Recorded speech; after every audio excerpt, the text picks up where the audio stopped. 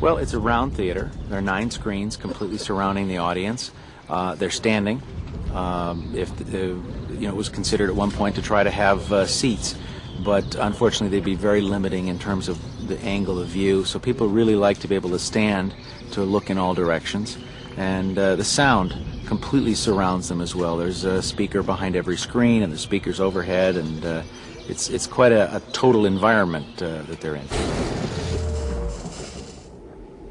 Nous sommes il y a 12 000 ans, l'ère glaciaire. Le monde ressemble à un énorme café liégeois. Madame Page me gèle les circuits. Well, the robot in the theater is a character called Timekeeper, and he's the one who's actually operating the theater. He's the one who has sent this other robot back into the past. He's the one who's controlling everything we see. So that the reason I say we have to program the theater is that every cut in the film, every place where we're cutting from one location to another location, is actually Timekeeper manipulating the time machine. So all of that has to be programmed exactly, precisely to match the film. The experience that the audience has is that they're not seeing a movie. They have gone into a time chamber which is operated by Timekeeper, a robot who is actually in the theater with them. And Timekeeper is going to send off this little camera system into the past using this time machine, and what the audience sees on the screens are what she sees.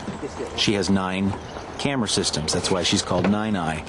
And what Nine-Eye sees, or what happens to Nine-Eye, is what we see up on the movie screens. And the idea is that unlike other Circle Vision movies where we've tried to be invisible with our camera, in this case we're making her part of the scene. More than that, in the theater, Timekeeper is actually controlling the machine, and therefore every time there's a cut in the movie, it's really Timekeeper throwing the switches to go to a new location. On est coincé en accéléré, là. Ah là là, mais t'es vraiment nul.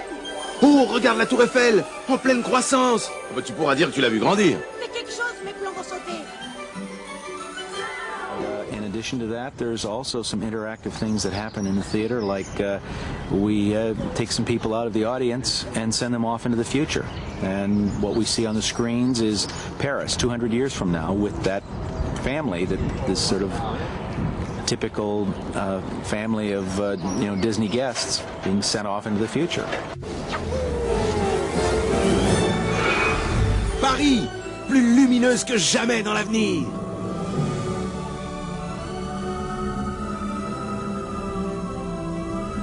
Est-ce qu'ils sont pressés? Ne les perds pas de vue.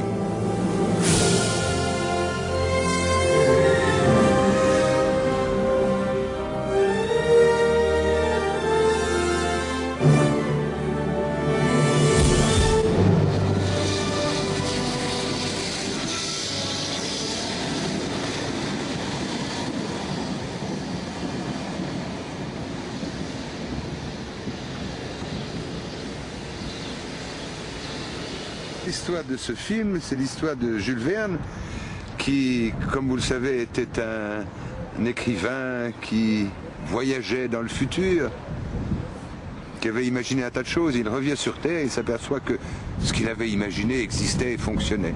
Alors c'est l'émerveillement. En fait, le tournage se passe en Alsace, à Rouffach. Là, nous sommes à Rouffach, c'est-à-dire que nous sommes au milieu des vignes de l'Alsace. Un peu plus loin, vous avez les ballons d'Alsace. Mais c'est pas un film sur l'Alsace. Vous savez, le TGV, maintenant, ça traverse les pays avec une telle vitesse. Mais avec ce film, c'est qu'on voit le TGV, mais qu'il y aura une autre séquence dans laquelle je ne suis pas, hélas. On voit d'un hélicoptère le TGV rouler dans les vignes d'Alsace. On me y mettre parce que c'est pas mal, on dit pas. Oui.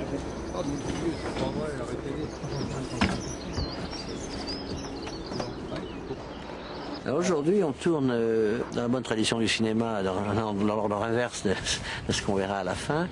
On tourne un gros plan de Jules Verne, qui est qui se retrouve collé comme un moustique sur le devant du TGV après avoir été enlevé comme ça dans un tunnel où il se trouvait tout à fait, où le Timekeeper l'avait envoyé tout à fait comme ça par une fausse manœuvre.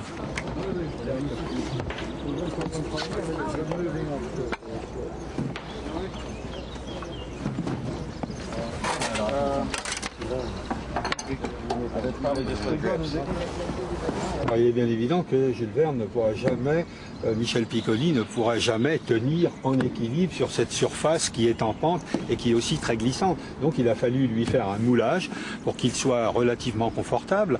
Et ce moulage lui permet de se tenir ici et de jouer son rôle de bonhomme plaqué sur le train.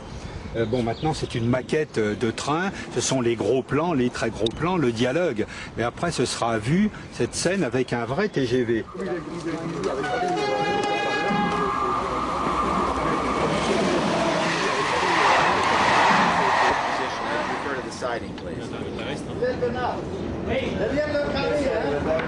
Le 584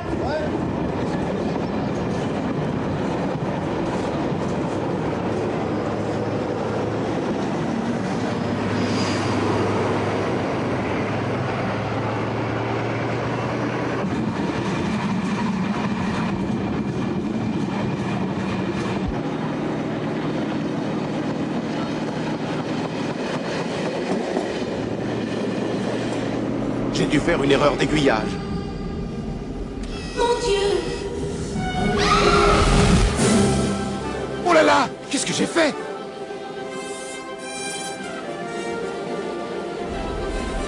Timekeeper! Il a l'air content, non?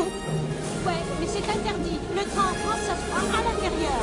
Il oublie son passé et il revit dans le présent. Alors, est-ce que voyant toutes ces choses admirables qui ont été créées, est-ce qu'il va encore avoir l'imagination d'aller plus loin? Ça, je ne sais pas. Le film ne le dit pas. En fait, il y avait aussi une querelle dans le film, c'est entre Wells, qui imaginait, lui, que le temps pouvait être... on pouvait conquérir le temps, et Jules Verne ne voyait que des machines pour explorer la Terre. Il ne croyait pas que cette machine à explorer le temps puisse exister. Elle existe. Et c'est grâce à cette machine qui explore le temps qu'il arrive un siècle plus tard. Et par magie, ou plutôt par la force du Timekeeper, de cet engin extraordinaire, alors en même temps il est affolé et en même temps il est joyeux comme un enfant, parce qu'il voit que tout marche. Présentez Monsieur H.G. Wells. The honor is mine, sir. Monsieur Wells. Vos ouvrages, Monsieur Wells, ont fait sensation. Particulièrement votre machine à explorer le temps. Yes, the time machine. I brought it on a model pour la conférence. J'ai passé ma vie à écrire sur le possible. Vous préférez l'impossible? Impossible? No, sir. This may be improbable, but believe me, it's not impossible. Et vous avez voyagé dans le temps? Have I ever traveled through time? I have traveled through time as often as you have traveled from the Earth to the Moon, sir. Yes. Vous savez, je crois que le cinéma a une grande vertu, c'est qu'il est capable de voyager.